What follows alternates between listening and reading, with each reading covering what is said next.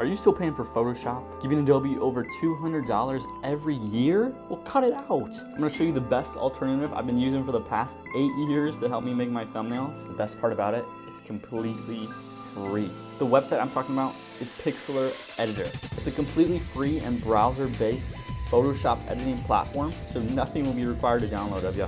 And the best part is that if you already know how to use Photoshop, it's basically like 99% the same. Let's get into it. All right, we are on the website right now. And to start, I think I'm going to make this video's thumbnail. Just something super, super simple. Yeah, so going into it, you can see it's pretty much 99% the same. Pixlr does not have as many features as Photoshop does, but it has the bare minimum where you don't really need anything else.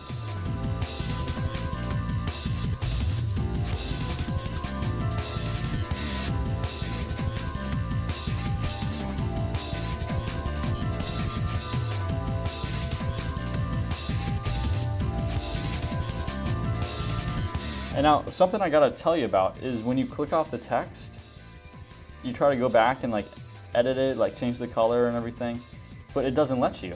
And this confused me for the longest time. I'm like, why won't it let you do that? The thing you have to do is go over to this text icon, and then you get all the options at the top. So that's, if you start using this platform, that's something I wish I would have known early on. Let's type the words free right here, because that's what Pixlr is, it's free. However, it's free with a catch, and I'll give you an example. Pixlr gives you only 3 saves per day if you're going free. If you're not going free, it's like 99 cents, but don't spend any money. I'm an idiot, you don't have to be, so don't spend any money on this.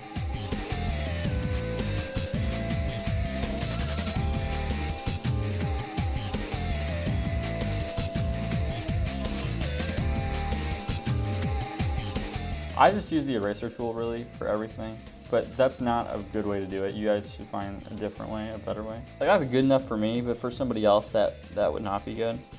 So definitely find a better way. All right, so now we actually get to the part where Pixlr makes me a little annoyed. So if we go over to Magic Wand tool, and say I want to delete this PNG background here. So if I click on the PNG background, and I delete the other one, I'll show you the problem here. The Magic Wand tool is not that great. So if we look here, you can see there's some edges that were still left.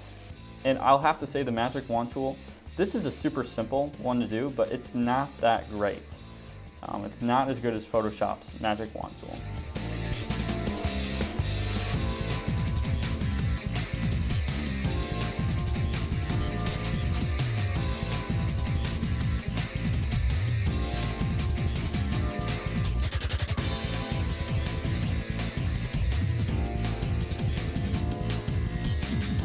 All right, adjustment, filter, outline.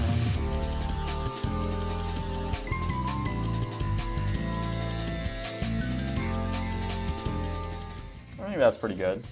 That's pretty good. It drives the point home. Pixlr good, Photoshop bad, you know what I mean? And if you want to know where opacity is, it's right here. I didn't know where it was for the longest time. But it's these 3 dots. You can change the layers, blend, things like that.